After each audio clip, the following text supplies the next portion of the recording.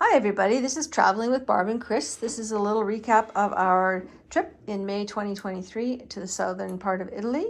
We were gone for a month, and Chris is going to give us a blow by blow, detailed, sort of detailed, recap of where we went. Some of you have asked, so here it is. This is 2 maps glued together on our dining room table so that we can have a whole shot. This is also take 10. Hello, friends. How are you today? And that's Cleo behind you. All right. Here we go. We're on take 10 because Barb thinks she's Stanley Kubrick. Are we starting over again? Nope, we're going to keep going this time, honey. You can use the other end of the pointer. So we start in Fiumicino, where we fly in, and after making airplane noises 9 times, I'm not going to do it this time. Oh, come on. Shh. We didn't crash, though. So we take the train into Rome, and we stay roughly there, In the Trastevere. where Barb buys a pair of shoes, and we have dinner with our friends Sharon and Doug twice. Then we go back out to just south of the airport to pick up our lease car, and after 4 nights in Rome, and then we drive along this road, boom, and get to the coast and drive along the coast. And we did that because we wanted to drive along a pretty route along the sea, and we didn't want to pay tolls because we're cheap. And then we drive along here to Salerno, where we spent 7 nights. Salerno is, this entire section is where the Americans landed in September of 1943 to start the liberation of Italy. The the British and Canadians landed down at the toe and worked their way up from the toe, but the Americans started here. And from Salerno, we went into Naples twice by train, and there were school kids. And we also went on a really rainy day. We took this road up to Caserta, which is the largest royal residential palace in Europe. It was built to rival Versailles, and it's the one that had the 3 kilometers of gardens that Barb wanted to walk in the rain with the school kids. No shoes were purchased in any part of this. This was not a very successful section. It wasn't for lack of trying. We also, while we were there, we went down to Paestum, which is a Greek-Roman site. It was established between 550 and 450 BCE, and it was pretty much lost. Location was lost.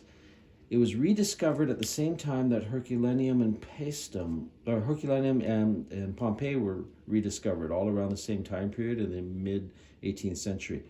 This is the one that had the 3 large Greek temples in our pictures. And we were there on a Sunday, which was the first Sunday of the month. And on the first Sunday of the month, it's my understanding that all the cultural, historical, and museum sites are free. So we got in for free, which was really cool. And it was one of the few sunny days when we were in this area. So it was a great day to be there.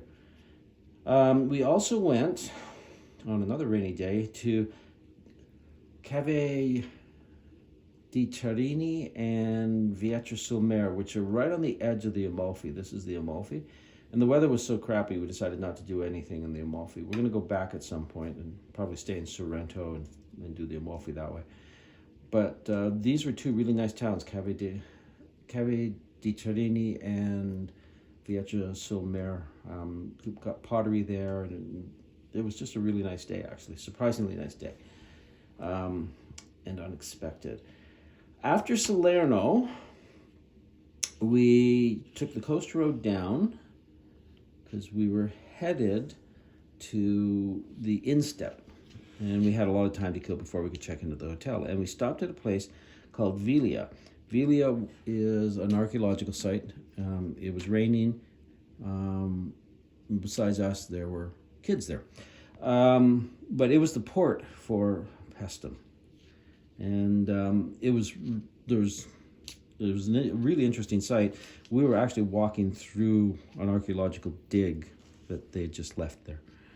We then continued along here, and up this road and then down this road, and then we cut through the mountains along here. It was incredibly rainy. It was hard rain most of the way, but it was actually a pretty drive until we got to here, which is Nova Series Scalo, and we stayed in a hotel that night. And this is, as you can see, the instep of the boot. And the next morning before we checked out, because we had a late checkout, we went to Rocco Imperiale, which was a hilltop town, and we hiked up and up and up, and a nice Italian woman gave us 2 lemons. She spoke no English, and we spoke no Italian, and we didn't use the Translate app because, why take the fun away? And we get to the very top where the castle is, and it's closed for a couple of years for renovations. So that was the 3rd lemon. Then we went back to the hotel, checked out, and we took this road on our way to Matera, and we stopped at Krakow, which is the town that was abandoned in the 60s and 70s because of mudslides and landslides, and the town was considered unlivable. So the government moved people out, and we discovered we can do tours. So we went back, finished our drive to Matera and checked in. The next day we went back to Krakow, did our tour, and then we took this little road until we got to this even littler road, which was 1 lane and 2-way traffic. And this is the road where the bus came around the hairpin corner and nearly killed us. And we're driving along, and we come to a bunch of a fenced area with a bunch of huts and stuff, and we're thinking cult country, until we discovered that it was actually a national park, and that was a camping area. And then we got to Pietro Pertosa, which is the whole purpose of this drive. And it's the tallest town in Italy, and it's built on a slab of rock, and it just goes straight up. And we went to the castle at the top of the town and climbed up and up and up and up, and it was closed. So there's a theme going on here with us and castles. Then we took this road back to Matera. We spent a couple of days just wandering around Matera in the rain. Saw a bunch of really interesting stuff, had a lot of interesting meals, and on one day when it was sunny, all the tourists arrived and it got super busy. After Matera, we had to go to Cisternino, but again, we had a lot of time to kill before we could check in, so we drove up here around Bari, stopped at the IKEA in Bari, where Barb bought a mattress for her back, because even though we remembered Italian beds were hard, we forgot how hard they were. And my delicate flower needed another mattress to put on top. Princess and the Pea. Well, fortunately, there were bathrooms everywhere, so that wasn't a problem. This was the IKEA I got lost in and thought I was sure I was going to die while Barb sat in the car and ate chocolate. Not worried about me at all. Guarding the luggage. And from Bari, we drove down the coast road and a whole bunch of little back roads until we got to Cisternino, where we stayed for 7 days in the Trulli. This was also where I discovered the cold wasn't actually a cold, but I actually had COVID for a couple of days. And from here, we went back up to Polignano e Mare and Monopoli, which are 2 port towns. Polignano e Mare has the Instagram beach, which is mainly rocks, but it's very photogenic. Monopoli is a fortress town, has a fort right on the water. We also went to Ostuni, which is called the White City on the Hill, because it's a city on a hill and most of the old town is in white, so it kind of makes sense. We also we took this road all the way down the coast to Lecce, Lecce, L-E-C-C-E. Lecce. Which Barb insists on saying that way. And we spent the day there and then came back, and that was about an hour and a bit drive. Mm-hmm. Went to Ignazia. And then we went to Ignazia, which is another Roman archaeological site with Greek origins. And 2 busloads of children. 2 busloads of children. But a great museum. It was really an impressive site. And then a lot of really nice beaches here, which nobody was on because it wasn't that it was cold, but it wasn't super warm and it was kind of windy. We also took this coast road down on another day to Gallipoli, which had more nice beaches and another castle. This one was open. And half naked people on the beaches. Also, I think we saw a golden retriever. And almost all of the restaurants were seafood, which meant Barb had a good time. This is where we met the seagull who wanted Barb's crab. And I was not a fan, because I'm not a fan of seafood. And it's not that I dislike seafood, it's just I was told when I was a child to make sure I didn't eat the bones because I could choke on fish bones. So now I look at eating fish as like some sort of lottery. It's like playing Russian roulette with fish bones, even though I know intellectually it's wrong. Anyway, we stopped in Nardo. Didn't realize there was a castle, so we had no opportunity to go to the castle and find out it was closed. But we did walk around the downtown, which was okay, but it would have been better at night. There were tons of lights put up, so it would have been really pretty at night.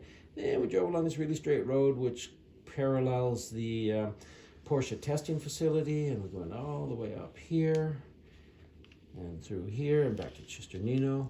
We went to Local Rotundo, which was a great little town, but that was the day I had COVID and I wasn't really with it, but I enjoyed it. We also went to Alberbello and Ostuni. Yes, we went to Alberbello. I mentioned we went to Ostuni, the white city on the hill. Okay. You're not listening to me. I'm trying. It's really, captivating. You digress.